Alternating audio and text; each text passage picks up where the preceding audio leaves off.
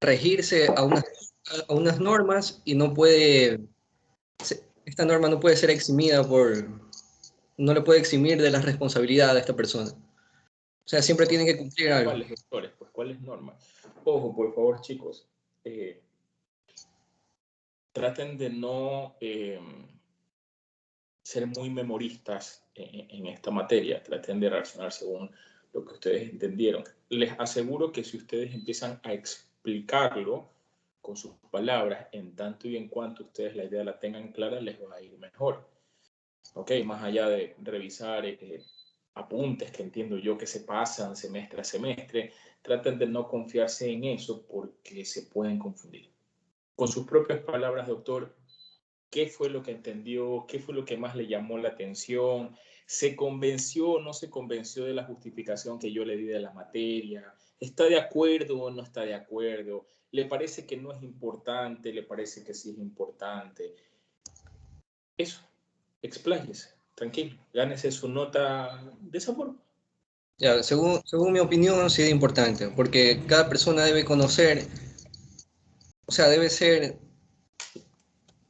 basarse en ciertas normas para ejercer su deber. Por ejemplo, no solo el médico, sino toda profesión debe estar, no controlada, pero conocer las normas del país en el que se encuentra para así no tener problemas.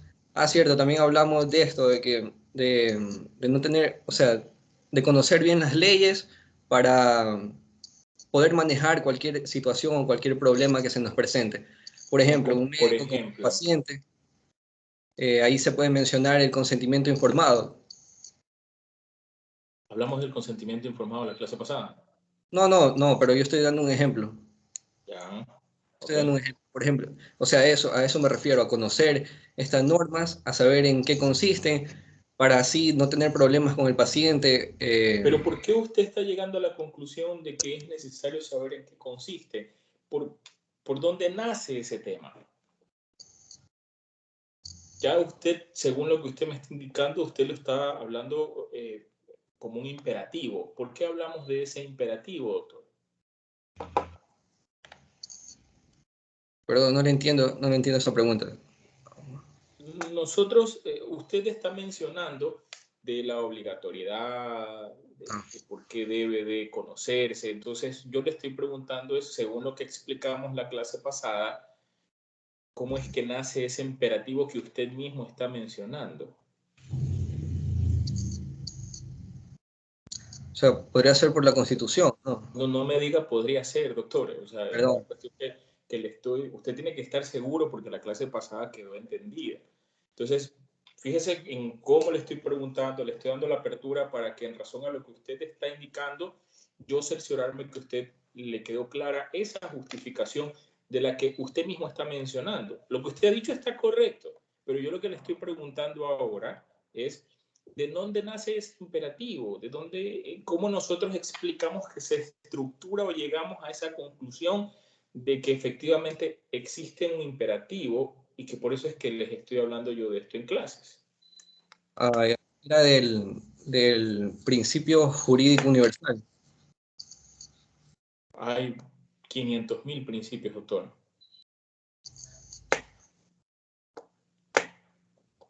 O sea, Doctor, no lo que se maree mencioné, buscando información en su máquina. Concéntrese en lo que me va a decir. o sea, lo que mencioné al principio, lo que mencioné al principio, que el no conocer una norma no exime la responsabilidad de la transgresión de una ley. Ok. ¿Qué más me puede decir al respecto entonces?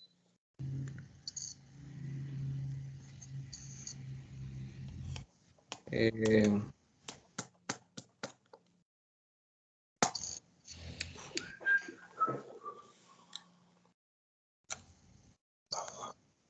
Gracias, doctor.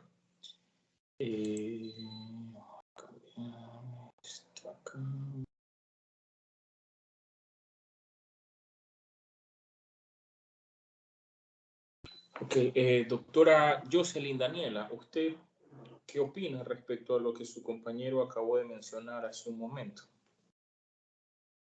Ya, yo creo que, o sea, este principio jurídico universal en todo caso serviría también porque, según lo explicado por mi compañero, en caso de que algún ciudadano o cualquier persona viole alguno de estos principios o no los acate, esto no los eximiría de evitarse las consecuencias, porque se supone que, o sea, la ley supone que todos conocen de las leyes, que sería una suposición judicial. Creo que estoy siendo redundante, perdón. Un poquito, pero explíquese mejor. Estoy nerviosa. O sea, básicamente que... Para nada. Nadie aquí tiene que ponerse nervioso. Lo máximo que puede suceder es que le ponga 0. De allí no va a pasar nada más. Así que no tienen por qué ponerse nervioso.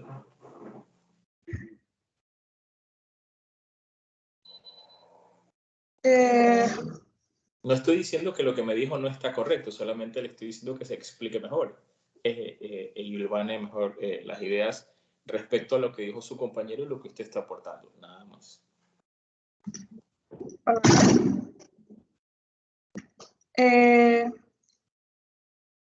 ¿Vuelvo a explicar lo que ya dije? Ok. Haga de cuenta que usted le está explicando a sus compañeros y a mí. A mí me interesa saber que usted tenga la idea clara, si no voy a tener que buscar otra forma en que el tema quede claro, porque yo esto les voy a preguntar en examen. A ver, ya, mi compañero explicó sobre el principio jurídico universal y usted en la clase anterior habló de la suposición jurídica, que habla de que todos los ciudadanos, se asume que todos los ciudadanos conocen las leyes. Entonces, esto tendría una relación directa con este principio jurídico universal. Eso fue básicamente lo que yo traté de decir anteriormente. ¿Y cómo así? ¿Por qué funciona esto de esta manera? ¿Cuál es la finalidad? Porque sería el efecto y su consecuencia. Y la finalidad es que de cierta forma exista un régimen, unas normas que puedan de cierta forma organizar a la sociedad y en este caso que se apliquen al campo de la medicina. Recuérdeme su apellido, Jocelyn. Borneo.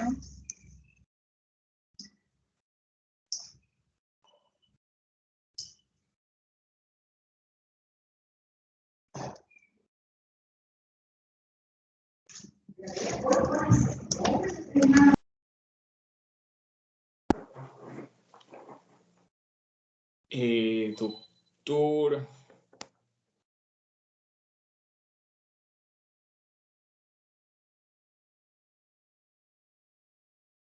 Don Clever.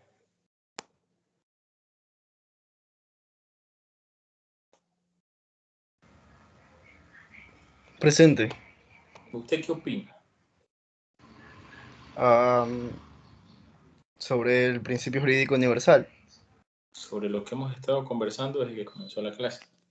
Hemos hablado sobre eso desde que comenzó la clase. Bueno, básicamente el concepto era ese, el que dijo mi compañera Borneo, de que el principio jurídico universal es que el desconocimiento de una ley no evita que no la podamos aplicar. Eso ya lo tengo claro, pero ¿y eso qué tiene que ver con lo que estamos estudiando ahora? ¿Qué más explicamos? ¿Qué más dijimos? ¿Dónde escriba la importancia de esto? Hay muchas cosas más que agotamos en clase.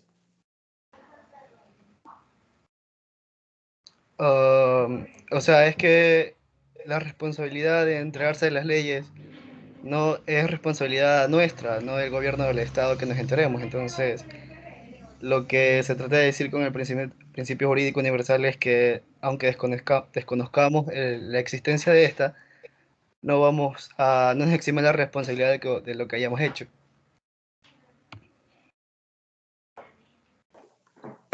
Recuérdeme su apellido, don Clever. Viva Arbaque. Voluntarios. Yo, doctor. ¿Quién me dijo yo? Escobar. Doctor Escobar, ok, lo escucho. Ya, lo que me pareció muy relevante de la clase pasada fue el término ficción jurídica, que hacía alusión a que las leyes están, en su gran mayoría, en el registro oficial del Ecuador. Y esto no eximía a nadie si cometía una infracción a las mismas. Entonces, Ya. esto es muy importante porque esto hace que una persona, independientemente de su condición social, es decir, si no haya ido ni siquiera a la escuela, es decir, una persona analfabeta, cometa ciertos errores y deba ser penalizada fuertemente. Entonces, yo por mi parte no lo veo del todo justo y por eso me llamó la atención, porque no considero que sea apropiado calificar a una persona si ni siquiera sabe lo que está haciendo. Pero así son las leyes y eso simplemente es una opinión. Em, Otra cosa, yo también desconocía, y eso que o sea, estoy tratando de conseguir un título de tercer nivel, pero yo desconocía que se encontraban todas publicadas en el registro oficial, porque no todos tienen formación en leyes, y yo estoy muy seguro que en muchos colegios no enseñan ese tipo de cosas. En absoluto. Antes sí. Antes en los colegios había materias como cívica, urbanismo y convivencia y ese tipo de cosas que ya no existen. ¿Algo más, doctor? Pues que más allá, o sea, y en cuanto a la importancia de la materia, es porque si bien nosotros somos doctores, o vamos a ser doctores, perdón, am, nosotros no conocemos las leyes que van en nuestra contra. Entonces sí deberíamos revisar la gran mayoría de estas, porque, ok, nosotros sabemos curar al paciente, pero no sabemos defendernos ante algún efecto adverso que le vaya a pasar a un paciente por un medicamento. El proceso de esto, a quién hay que acudir primero, cómo actuar. Entonces, por eso yo creo que esta materia se justifica por ese lado. Solo una puntualización, doctor. Una ley no existe porque está en contra de alguien. Existe porque va a regular algo. ¿Okay? Que obviamente en ese sentido la regulación corresponde a que ciertas personas tengan que hacer o dejar de hacer algo que a lo mejor no es de nuestra voluntad, pero por norma tengo que cumplirlo, es otra cosa, pero no es que existe una norma en contra de los médicos. Existe una norma que regula la actividad de los médicos y que a su vez contiene sanciones en caso de que esa norma sea vulnerada, pero no es que existe en contra. Gracias, doctor Escobar. ¿Algún otro voluntario o voluntaria? Don Brian. Sí, correcto. O sea, básicamente podríamos resumir a manera de criterio, yo diría que esto de aquí prácticamente yo lo resumiría como un arte, porque tanto de la parte médico-legal o de la parte civil, los derechos humanos, se han suscitado, ya toman parte, mejor dicho, desde bastante tiempo atrás. Entonces esto no es algo nuevo, sino que en torno a lo que estamos llevando es, netamente yo lo describiría con una palabra, la responsabilidad. Eso es lo único que nos va a caracterizar para ejercer un buen derecho, una buena práctica médica, no solo médica, una buena práctica de nuestros derechos civiles. Entonces, va a haber vicisitudes, por ejemplo, va a haber gente que esté en contra de nosotros por practicar alguna técnica o por decir, en este caso, un conglomerado de bibliografía o por practicar netamente nuestros derechos, ¿no? Le puede molestar a otras personas, pero tenemos que ser recíprocos y tenemos que entender que también hay leyes, ¿no? Que defienden y garantizan la soberanía de los ciudadanos. Entonces, ante este debate, es un debate, es una doctrina, yo podría decir que esto es una relación de causa y efecto. Si nosotros estamos informados de la Constitución a manera de general, ¿no? Porque no vamos a tener el pleno conocimiento de todas las leyes, pero sí sabemos, por lo menos nuestra Constitución, cómo se rige por parámetros. Y si nosotros entramos en un marco legal y estamos de acuerdo en este caso con las personas y garantizamos sus derechos, no afectamos, no comprometemos la vida de los demás, yo creo que estamos ejerciendo un buen derecho profesional en este caso, ¿no? Es lo que yo podría resumir. Doctor, y en ese sentido, según lo que usted está explicando,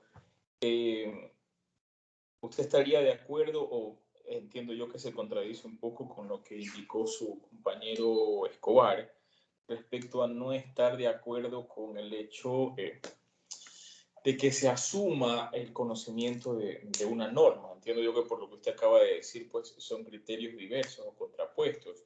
¿Cómo usted podría darle una explicación a eso según lo que nosotros explicamos en clases? Claro, sencillamente sería que no toda persona va a estar en la obligación de conocer diversas leyes, ¿no? Pero sí, Pero sí existe la obligación. De hecho, si se está asumiendo que la conoce, claro que existe la obligación, pues, doctor. no, a lo que yo me refiero es a discutir exactamente todas las normas. Incluso hay personas que no se saben todas las constituciones del Ecuador, pero sí estar a la vanguardia. Que si yo hago algo, puedo saber dos detalles: cómo me voy a defender ante esa posición o cómo voy a ser bien juzgado. Entonces, sí está en nuestro derecho buscar conocimiento de las normas básicas, al menos. Las ¿Y bases. qué pasa si es que es una persona, como dice el doctor Escobar, alguien que no sabe leer? ¿Cómo le voy a exigir o obligar a Jofre Ramírez, que es un analfabeto, a que esté a la vanguardia de cada una de las constituciones que se ponen en vigencia en el Ecuador o de cada una de las normas?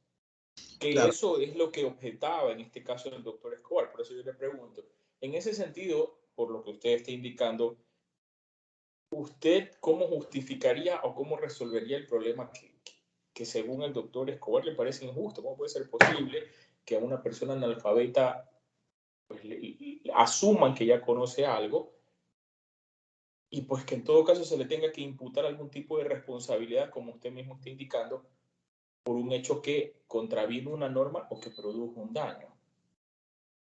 Perfecto. Lo pregunto porque esto lo dijimos en clases. Respondiendo a la primera pregunta, yo tendría un criterio. Primero, si es una persona analfabeta o que a duras penas ha pisado la primaria, entonces sí fomentaría una ley de concientización. En este caso, darle charlas, darle las normas básicas y darle la educación para que él pueda primero alcanzar, en este caso, la educación inicial o básica y culturizarse, y de ahí sí darle una explicación temprana de lo que son las leyes y las normas, cómo se rige el país, la Constitución, y ahí que el ser humano, en este caso el civil, entienda y esté, en este caso, familiarizado con el trabajo o el derecho legal. Y respondiendo a la segunda pregunta, disculpe, se me fue. ¿Qué era que me preguntó? La segunda pregunta. O sea, de manera general era cómo podría justificarse el hecho de que exista esta obligatoriedad y que se asuma el conocimiento de una norma en los que están incluidos las personas que trajo a colación don Jorge, que eran las personas analfabetas. Usted acaba de dar ahorita una alternativa según su criterio, es que, ok, si eres analfabeta te enseño a leer para que puedas estar a la vanguardia del conocimiento de las normas. Pero es algo que está como está, o sea, en los actuales momentos es algo que está rigiendo. Entonces, ¿cómo entonces le encontramos esa justificación o cómo le resolvemos el problema en este caso a don Jorge, que dice, oye, no me cabe en la cabeza que usted me diga que un analfabeto también se le imputa esa ficción jurídica de que él conoce las normas y no sabe leer? Entonces, pero eso es lo que rige ahora. En los actuales momentos, si un analfabeto agarra una pistola, agarra un cuchillo y mata a alguien, no va a poder decir, es que yo no sé leer, yo no sabía que eso era delito, entonces no me pueden sancionar. Y lo mismo podría suceder en el escenario en el que usted plantea hace un momento, ¿ok? Obviamente que lo idóneo y lo ideal es que todo el mundo salga del analfabetismo, pero hasta mientras, ¿qué hacemos? ¿Cómo funciona? Ya, yo sinceramente podría darle al ciudadano, si no sabe leer, llevarlo, ¿no? Con una persona, no creo que sea, si no sabe leer, si ya es el caso completo de sordo-mudo, ahí sí ya sería un caos, ¿no? Pero por lo menos sí llevarle, en este caso, a ver noticias, a informarle a la comunidad con en la actualidad, tantos asesinatos, tantos crímenes, tantos robos. Entonces, si no sabe leer, por lo menos va a escuchar, va a ver las noticias y se va a informar. Hay medios. Entonces, esa es la forma de corregir. Y no se exime de responsabilidad el decir, no, yo no sé leer, me están acusando de algo y sinceramente me lavo las manos, porque de eso se practica la ley, ¿no? Eso sería la justicia, no solo la ley, sino la justicia, de la parte, en este caso legal, de la ciudadanía. Recuerden su apellido, don Brian. Jaramillo Coro Brian Ariel.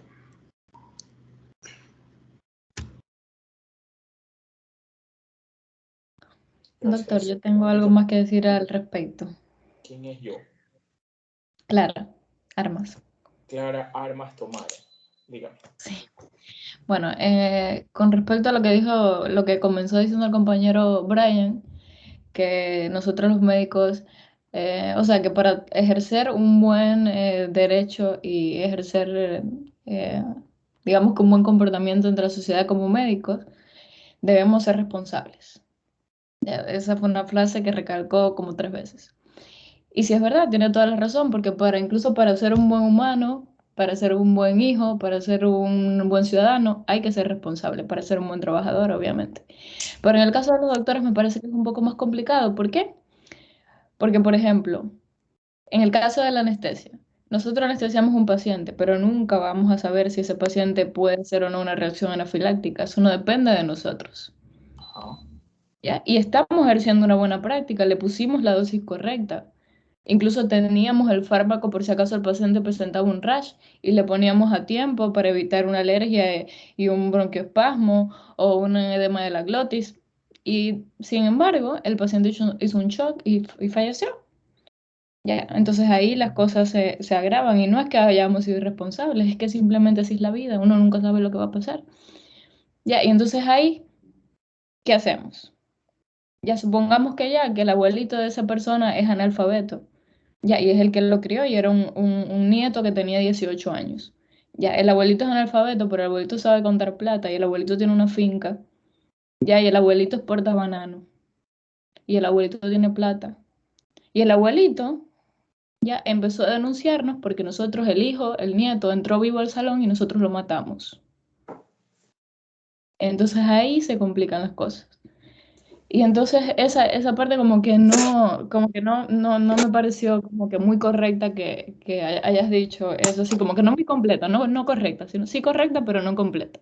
Muchas veces no, en caso de los doctores no depende todo de la responsabilidad de nosotros, tanto como médicos, porque simplemente estamos expuestos a miles de situaciones que pueden suceder y no dependen de nosotros. Yo estoy seguro que ningún médico se mató 6 años estudiando. Encima de eso se mató 4 años más en una especialidad quirúrgica para simplemente matar gente. Dudo mucho eso. Si pasamos tanto tiempo estudiando, tantas horas de desvelo, tantas horas en guardias, tantas horas con pacientes, es porque queremos ayudar a las personas y salvar vidas, no para matarlas. Y eso hay mucha gente que no lo entiende. Entonces ya, eso era lo que quería decir, doctor. Doctora Clara Armas, muchísimas gracias por su comentario y antes que nada quiero rescatar lo siguiente. Ojalá que aquella motivación que usted tiene para estudiar una de las profesiones más espantosas que existen en el planeta, que es el de ser médico, y lo digo espantosa por lo sacrificada que es, no porque sea horrible, ¿no? De hecho es una... Sin los médicos no podría existir humanidad, me atrevería a decirlo. ¿Okay?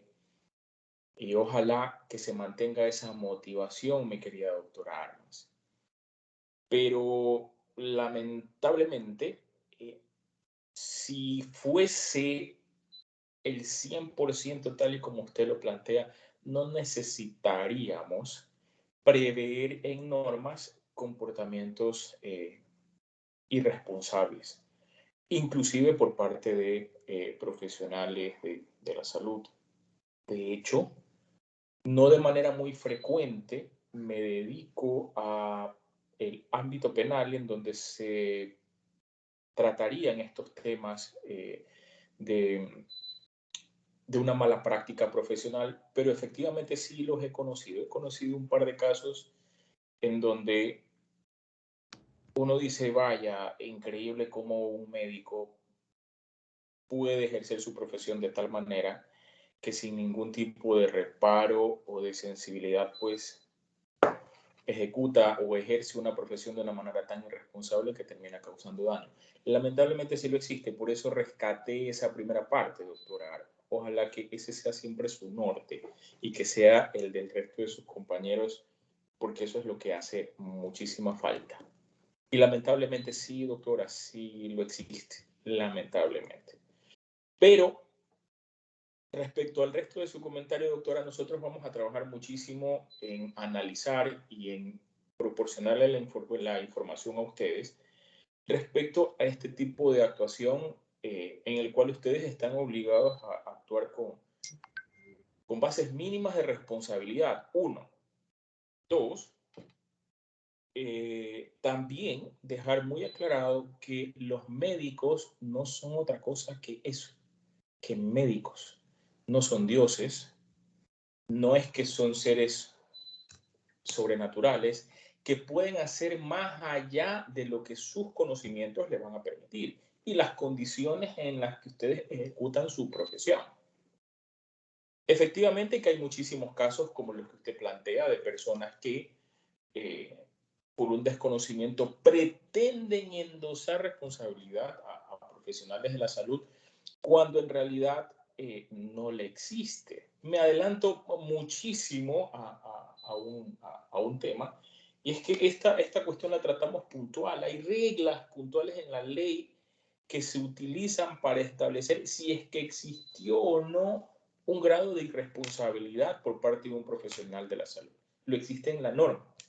Y efectivamente, una de aquellas, mi querida doctora, es que el evento de manera aislada, en el ejemplo que usted pone, usted anestesia a una persona y produce cualquiera de esas cosas que usted mencionó, que no las voy a poder repetir por la terminología que utilizan y no sé qué es.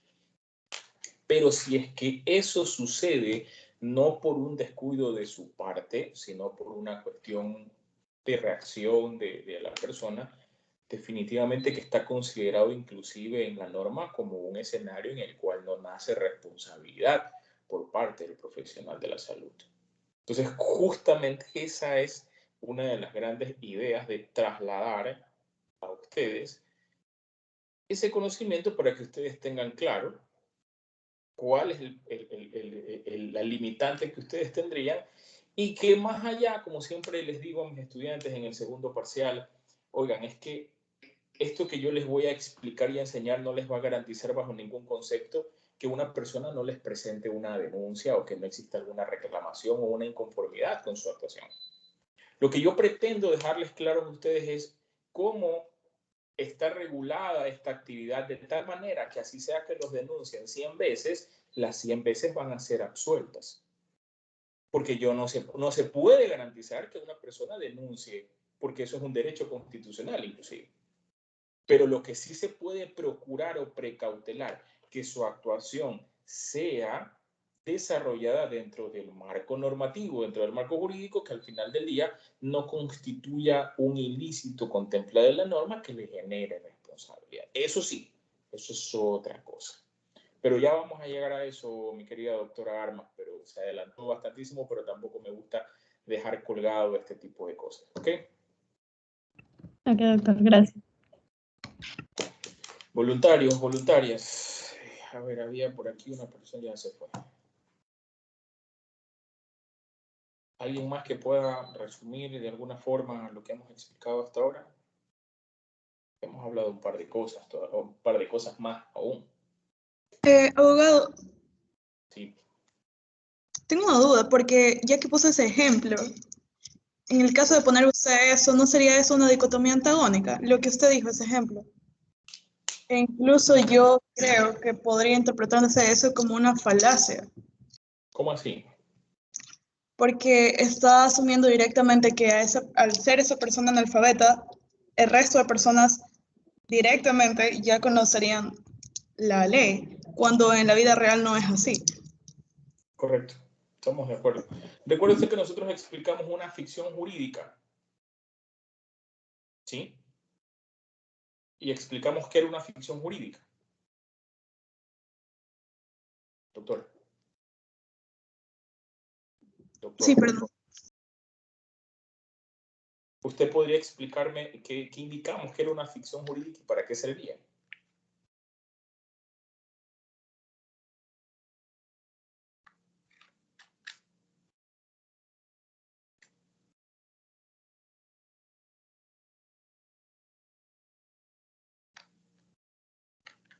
doctor.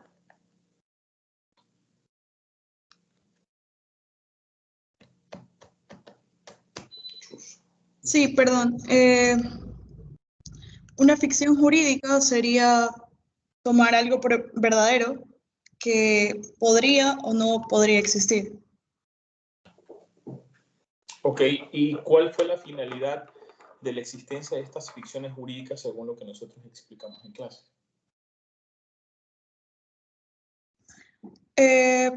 Bueno, yo podría suponer que en este caso podríamos utilizarlo con fines académicos para nosotros. Ok. A ver. Efectivamente, puede generarse esa duda, la que usted menciona, pero rebobino y aclaro lo siguiente. Sin ni siquiera llegar al extremo de una persona que sea analfabeta o no, de hecho puse el ejemplo entre nosotros. Puse el ejemplo, ¿qué sucede si yo pregunto, ¿quién de nosotros, incluyéndome, quién de nosotros ha leído el 100% de las leyes que se encuentran vigentes en el país? Inclusive aquellas leyes que regulan lo que hacemos todos los días no las hemos leído. ¿Ok? Aquellas personas que conducen todos los días o frecuentemente, quiero que alguien me diga de aquí quién la ha leído en su totalidad. Nadie la ha leído en su totalidad. Yo la he leído en su totalidad, pero no me la sé de memoria por mi profesión, porque me ha tocado atender casos de esa naturaleza. Pero calculo que en su momento leí la parte que me interesaba, pero no la hemos leído. Si es que esto sucede, mi querida doctora Jocelyn, si es que esto sucede con una norma que se supone que nosotros la utilizamos todo el tiempo o estamos regulados por ella todo el tiempo, ¿okay? O más aún, esto que estamos haciendo nosotros en este momento, que es ejercer docencia en educación superior, existe una norma específica que regula esto que estamos haciendo ahora, que es la Ley Orgánica de Educación Superior. ¿Ustedes han leído la LOES? Lo hacen todos los días, están matriculados en una universidad, reciben clases, tienen una vida universitaria que está regulada por una norma. ¿Han leído la norma? Probablemente por el 100% me va a decir, no, la verdad es que no. Sin embargo, hacemos y ejecutamos todas las actividades, querramos o no, de acuerdo a cómo existe esa regulación. ¿Ok? Porque hay una regulación que a mí me dice que yo tengo que preparar un sílabo, tengo que planificar una clase y de eso no me puedo salir a no ser que tenga yo una justificación y así lo debo de hacer. Si yo no lo hago, pues puede haber una consecuencia porque yo no voy a poder decir, perdón, es que me olvidé de leer la LOES y me fui por otro lado. No lo puedo hacer. Entonces, existe esta suposición jurídica del conocimiento de las normas, que efectivamente puede decir, puchica, sí, efectivamente es un tema contradictorio. Nadie ha leído todas las normas en su totalidad, mas sin embargo se presume que todo el mundo la ha leído. Y yo indiqué que esta ficción o esta suposición jurídica existe porque el Estado necesita generar una certeza jurídica respecto a la aplicación efectiva de las normas. Porque no puede suceder que cualquier persona pueda atribuir o alegar ese desconocimiento a efectos de eximirse de responsabilidad. Porque si no, sería tal caos que no podría, en este caso, determinarse límites. Las leyes determinan facultades y límites para qué cosa, para poder permitir la convivencia entre las personas en todas nuestras actividades. Entonces, ¿eso se resume en qué cosa? Se resume en que va a existir una certeza jurídica que permita que exista esta convivencia en las distintas actividades que el Estado y la ley regulan. Entonces, en el caso que puso en este caso don Jorge, sí, efectivamente, ¿cómo podemos decir o cómo podemos suponer que esa persona que no sabe leer y escribir, en el momento en que decide atropellar a una persona, asesinar a una persona, violar, lo que sea, ¿cómo puede suponerse que esa persona leyó la norma y que por ende no debe de ser responsable? No, más bien sucede lo contrario, justamente por esta suposición, porque el Estado tiene que presumir que todo el mundo la conoce, porque de lo contrario no tendría utilidad. ¿De qué me sirve si yo tengo un porcentaje de analfabetismo o más fácil de gente que no lee? Entonces voy a crear yo una excepción, lo cual sería catastrófico y no podría aplicarse una norma de manera efectiva. Entonces, esa es la razón por la cual se utiliza esta suposición, una ficción. De hecho, usted tiene toda la razón, es algo contradictorio, efectivamente que es contradictorio, pero en materia de derecho, es importante y crucial y es parte del ordenamiento jurídico esta forma de ejecutarse dentro del ordenamiento jurídico por parte del Estado y de las leyes el tema de la aplicación de las normas.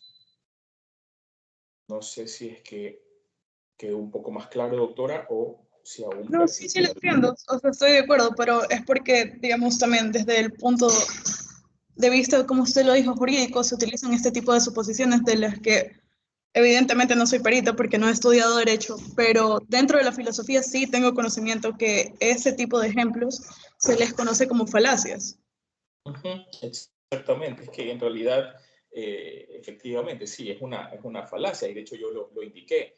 Obvio que es una ficción jurídica porque ninguno de nosotros la ha leído, pero en materia jurídica es necesaria.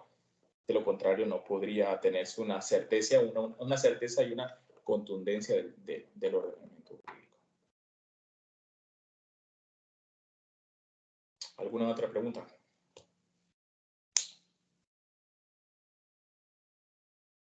¿Una? ¿Alguien necesita que explique o rebobine un poco la clase pasada? ¿Estamos claros el tema de cómo se aplica o qué es lo que establece o lo que regula el principio jurídico que explicamos y cómo se relaciona con la ficción jurídica?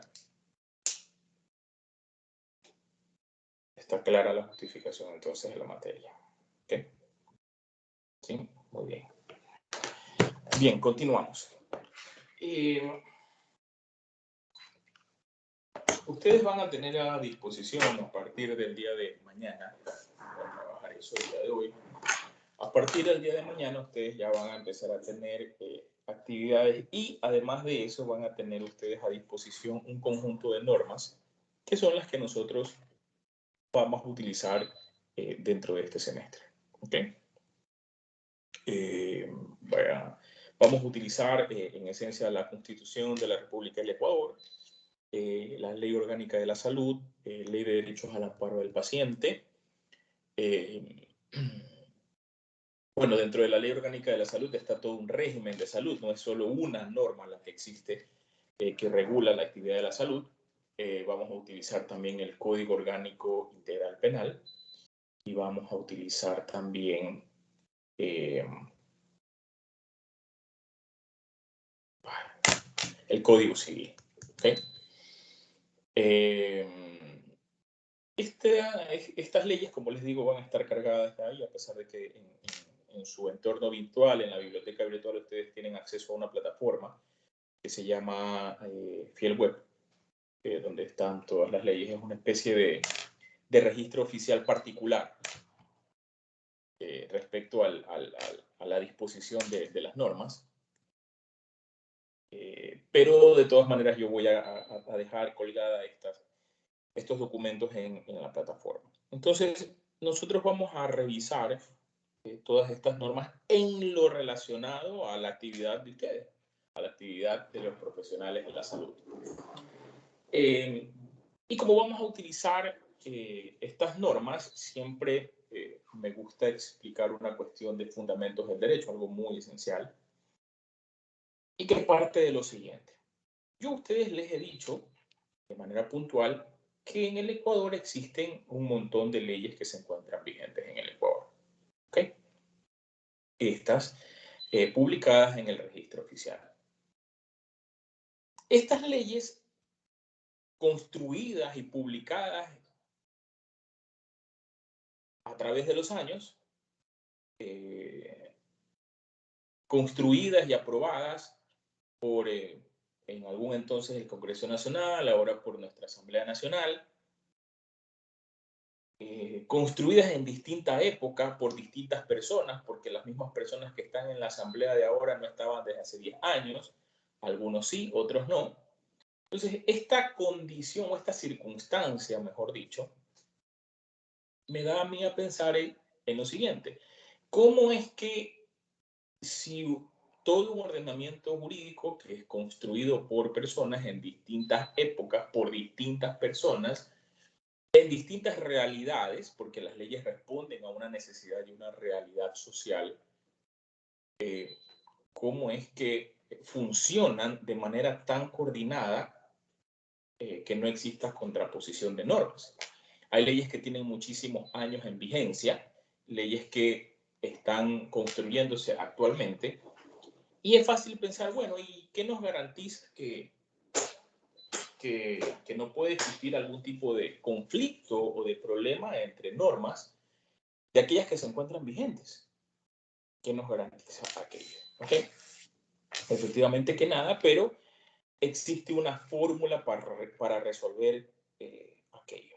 Y esto es importante porque nosotros vamos a tratar y a analizar normas de distinto orden, de distinta naturaleza, de distinta jerarquía. ¿Okay? Muy bien.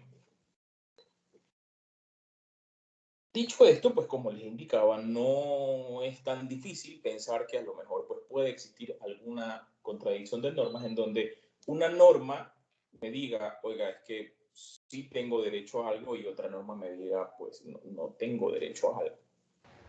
Puede darse el caso, puede darse el caso. Quienes las construyen son personas, no son perfectos, y por ende las leyes tampoco lo van a hacer. Para esto existe dentro de la doctrina jurídica lo que se conoce como la teoría de la pirámide invertida de Kelsen. ¿Para qué sirve esto? ¿Cómo funciona esto? Esta teoría, que ya la vamos a explicar, sirve para dos cosas puntuales. Dos cosas puntuales. ¿Okay? La primera, que es para establecer la jerarquía entre normas. Y la segunda, para, en razón de esa jerarquía, resolver los conflictos que se puedan generar de normas contradictorias. ¿Okay? Muy bien. Esta teoría de la pirámide invertida de Kelsen lo que hace es establecer un orden, establecer una jerarquía, de tal manera que cuando exista algún tipo de contradicción respecto a su aplicación, porque no puede dejar de aplicarse ninguna norma, respecto a su aplicación, se va a aplicar la de mayor jerarquía, la que corresponda según nuestro ordenamiento jurídico. ¿Okay? Y vamos a ir graficando y explicando un poco mejor el tema para que quede claro. Es un tema bastante sencillo. ¿Me permiten un momento, por favor, para ver si encuentro aquí un gráfico? Aquí estás.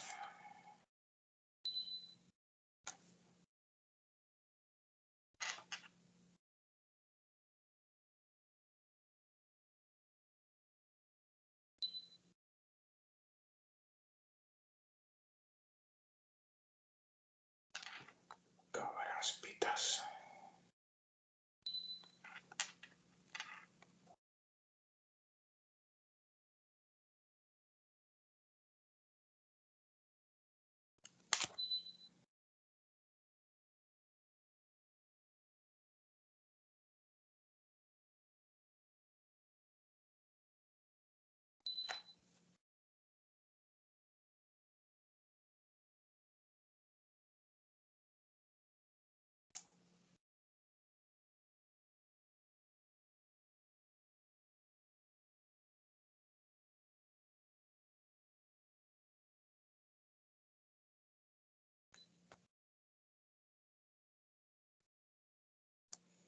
Me confirman si es que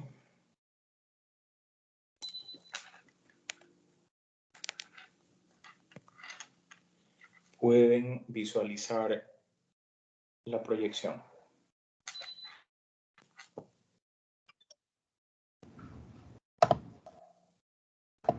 Sí, doctor. Muy bien. Ok, para aquellos que somos más visuales, nos va a servir un poco mejor este gráfico. ¿Okay? Esto es lo que se conoce como la teoría de la pirámide invertida de Kelsen. Es un tema de fundamentos del derecho, de doctrina jurídica, que lo que nos enseña es que las normas no es que están echadas ahí en un ordenamiento jurídico, sino que esto tiene una regulación propia, tiene un orden. ¿Okay? Y este orden la da esta teoría en aras de que exista una coherencia normativa respecto a la aplicación de una norma. ¿Okay? Entonces aquí está un poco lo que les decía. En la parte izquierda están aspectos importantes que señalo respecto de esta teoría. Inicialmente nos vamos a quedar con las dos primeras. Esta teoría existe para establecer jerarquía entre normas y, como les dije, también para resolver los conflictos entre ellos. ¿Ok? Vamos a hablar un poco de los tipos de normas que están incluidas en esta teoría. Ojo, y hago una aclaración. Si por su cuenta ustedes van a buscar información sobre la teoría de la pirámide de Kelsen, probablemente dentro del conjunto de normas ustedes van a encontrar un desarrollo mucho más extenso respecto a los tipos de normas. Yo aquí estoy poniendo las normas más generales a efectos de poder explicar la teoría, pero esto puede generarse un mapa muy grande porque hay otros tipos de normativas que existen en nuestra regulación. Ustedes habrán escuchado a veces hablar de los decretos presidenciales, que eso no está aquí, pero son también normas que regulan la convivencia dentro de un país. Pero para entender he escogido estas que son tipos macros de normas. ¿Okay? Muy bien. En el peldaño más alto, mis queridos estudiantes, se encuentra la Constitución de la República del Ecuador. ¿Okay? ¿Por qué ubicamos este documento en el primer peldaño? Ubicamos este documento en el primer peldaño y por ende vamos a entender como mayor jerarquía desde arriba hacia abajo. Porque en este documento se encuentran contemplados los derechos fundamentales de las personas. Se encuentran establecidos la estructura del Estado ecuatoriano. Entonces, por ende, de hecho, a la Constitución también se las conoce como Carta Magna, como Gran Carta. ¿Sí? La Constitución del Ecuador jerárquicamente se encuentra por sobre encima de todas las leyes que se encuentran en nuestro ordenamiento jurídico. Justamente por eso. En esencia y básicamente, y para la ilustración de esta clase, en esta norma se encuentran los derechos fundamentales de las personas. Estos derechos fundamentales, como el derecho al trabajo, el derecho a la salud, el derecho a la educación, el derecho al libre tránsito por el territorio ecuatoriano, etcétera, etcétera, son leyes que no pueden ser desconocidos ni restringidos por ninguna persona, ni siquiera por el Estado, ¿ok? Salvo ciertas excepciones y temporales, como es el tema de estados de excepción y toque de queda, pero eso tiene su motivación particular, es por una necesidad del Estado. Pero nadie, ni siquiera una autoridad, ni siquiera el Estado, ni siquiera otra persona puede restringirme a mí mi derecho al trabajo. Yo, mientras que sea lícito mi actividad de trabajo, no existe ninguna limitante para que ustedes o yo realice cualquier actividad laboral. Es decir, nuestra Constitución establece que una persona quiere ejercer una actividad de trabajo, no tenga ninguna restricción más que la que no vulnere el derecho de otra persona o tenga un objeto ilícito. Mientras que yo no diga es que me voy a dedicar al narcotráfico, perfecto, usted puede ejercer la actividad que usted desee porque tiene objeto lícito, es decir, es legal. Nadie me puede decir, oiga, no, es que usted no tiene derecho a la salud. ¿Por qué no tengo derecho a la salud? Porque por la situación o por el argumento que se diga, no existe limitante alguno. Ninguna persona puede decirme que por mi condición social, que por mi raza, por mi origen, por mi apellido, por lo que sea, yo no tengo derecho a la salud. Que eso es un derecho fundamental que el Estado ecuatoriano ha decidido que sin él no puede existir un desarrollo de una persona de manera correcta, de manera idónea. ¿Ok? Como les dije en su momento, tampoco me pueden restringir el derecho a que yo circule por el libremente por el tránsito, por el territorio ecuatoriano, perdón.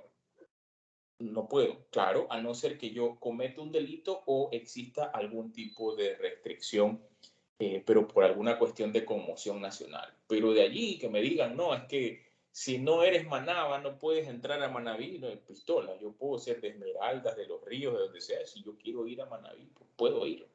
Un derecho fundamental que tienen las personas, que no puede ser, insisto, desconocido, restringido o limitado por absolutamente nada.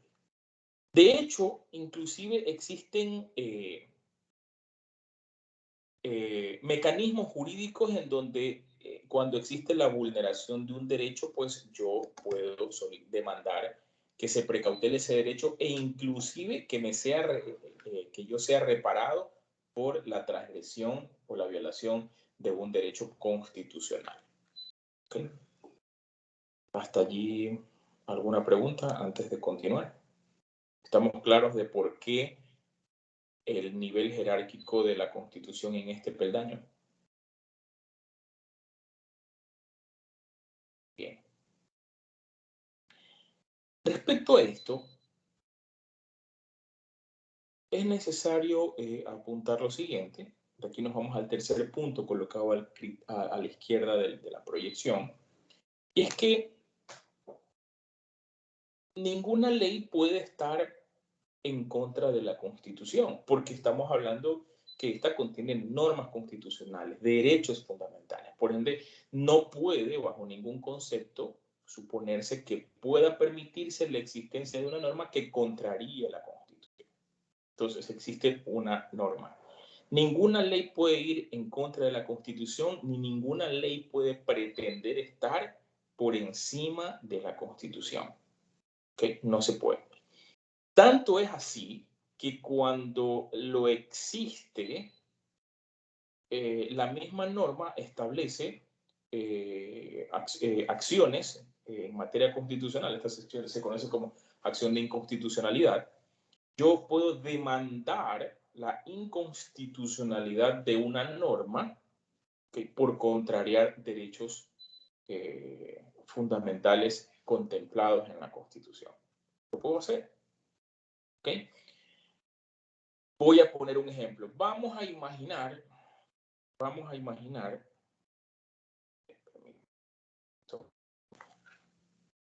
Doctor, disculpe.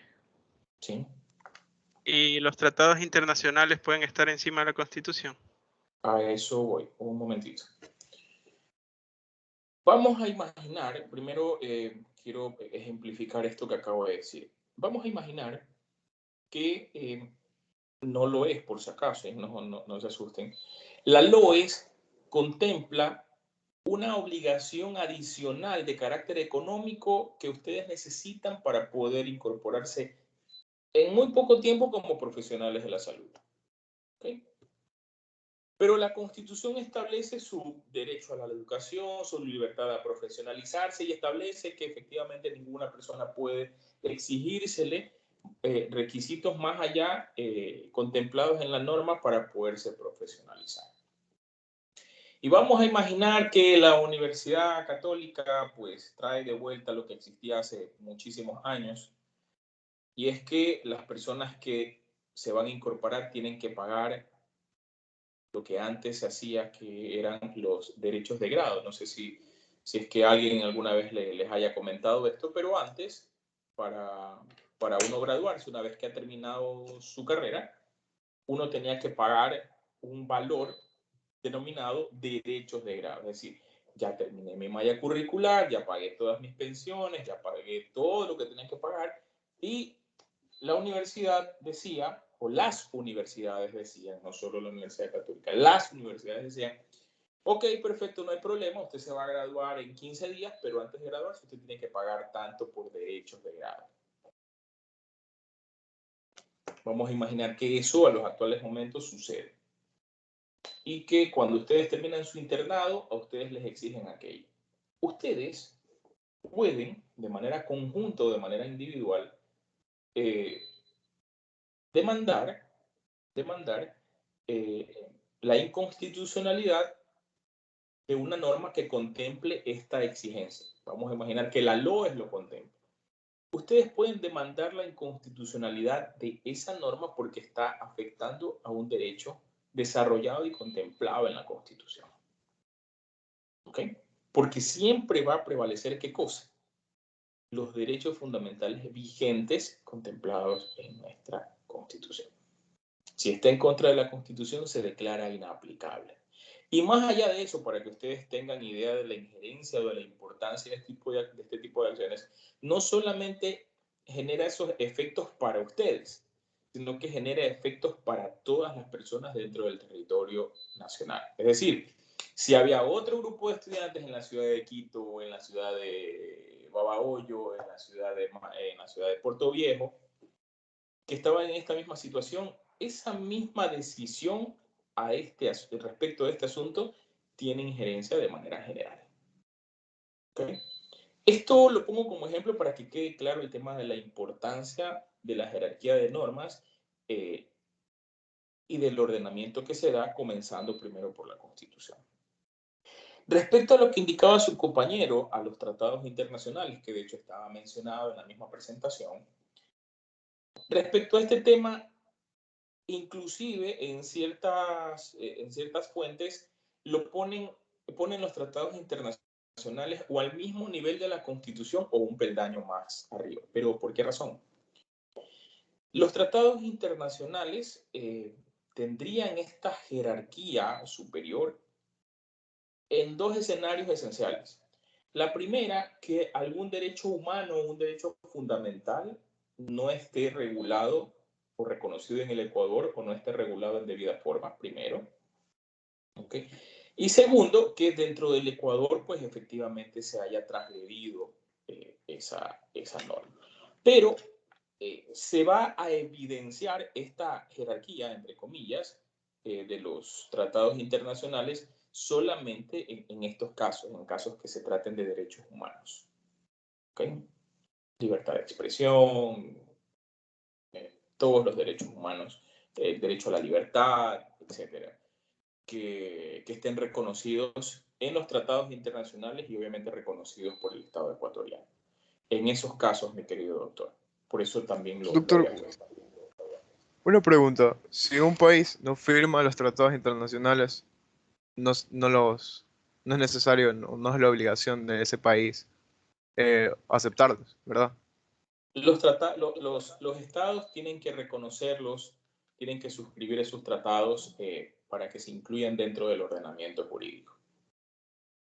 En los casos en donde existen estados en donde la comunidad internacional ha reconocido un derecho fundamental y no hay un reconocimiento por parte de un estado de ese derecho, igual hay injerencia internacional. Pero la regla general y lo que corresponde efectivamente, como usted lo dice y lo estamos indicando, es que se deba de suscribir ese convenio.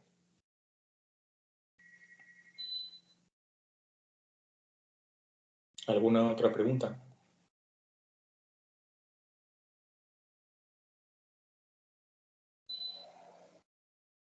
No, ninguna.